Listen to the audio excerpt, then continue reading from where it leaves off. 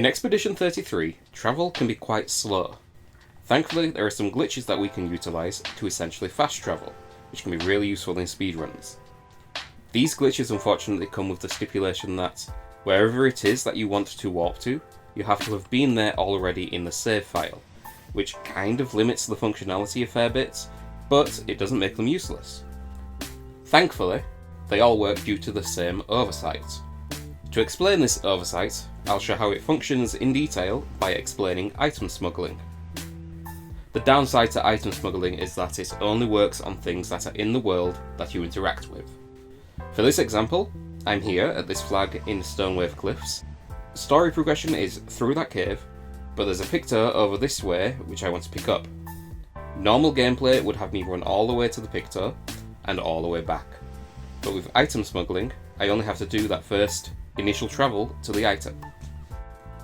Here, I interact with a flag, which forces a save. Then after traversing to where the item is, if I stand in range of picking it up, and load the save that I made back at the flag, then during the black screen transition, I can interact with the item and it gets picked up through the load. This ends up with being at the flag, with enfeebling Mark in this case.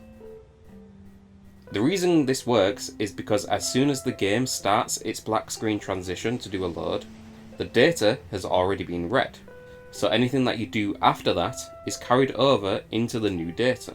In this case, the data for the item that I picked up is written into the list of items I have in the save at the flag.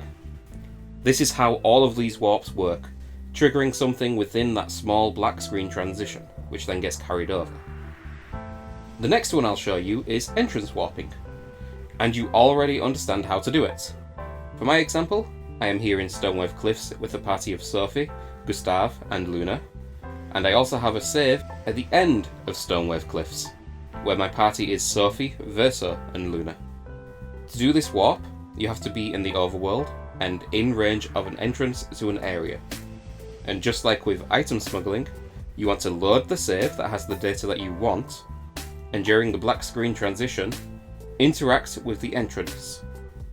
Where item smuggling caused the item's data to write into the loaded save, this time it's location data that is being written, ending up with the data of the loaded save being at the new location. Second to last is what's known as camp warping. I don't believe there's been a use found for this in speedruns, but it's still good to show off. This utilises two bits of tech that haven't been shown in this video yet, which are Picto saves and delayed loading. Picto saves are simply you interacting with any character's Pictos, then backing out, which triggers an autosave in almost any place that you want. Delayed loads are done by, after triggering a save, opening the paused menu whilst the save in progress icon and text are still on screen in the bottom left, and selecting a file to load. The load doesn't happen straight away like it normally does. Instead, it's waiting for the save in progress icon and text to go away before starting it, but they won't go away until the pause menu is closed.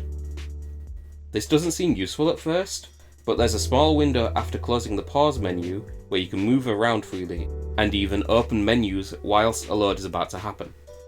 For camp warping, the setup is that you have one save with data and one in a location that you are wanting to be. For my example, the data I want is not having a bridge active here, and the location is on the bridge above the water.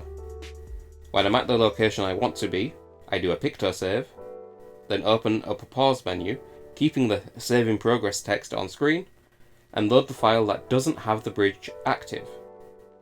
Then the following actions are done quite fast, which are backing out of the pause menu, opening the inventory menu, backing out of the inventory menu, then going to camp.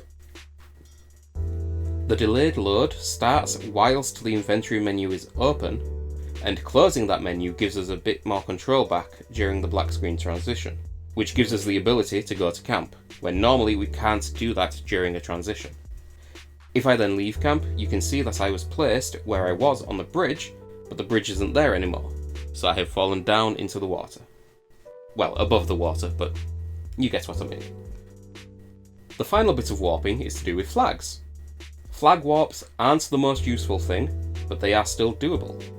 Simply interact with a flag, and then back out of its menu during a black screen transition.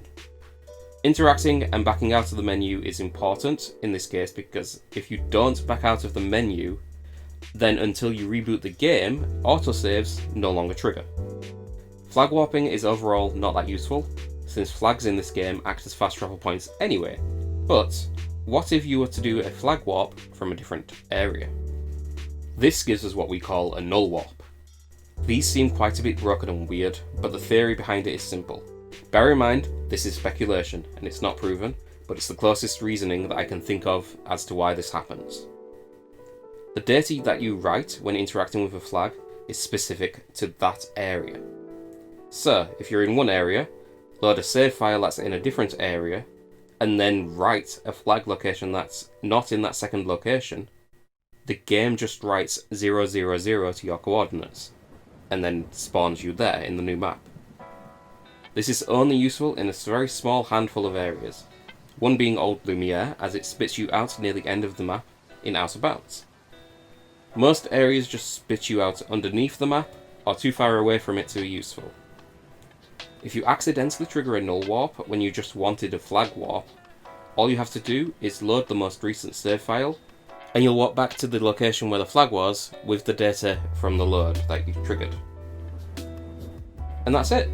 That's all of the methods of warping that have been found so far in Expedition 33. Hopefully you now understand how and why they work, and where they could be useful to use. Thanks for watching.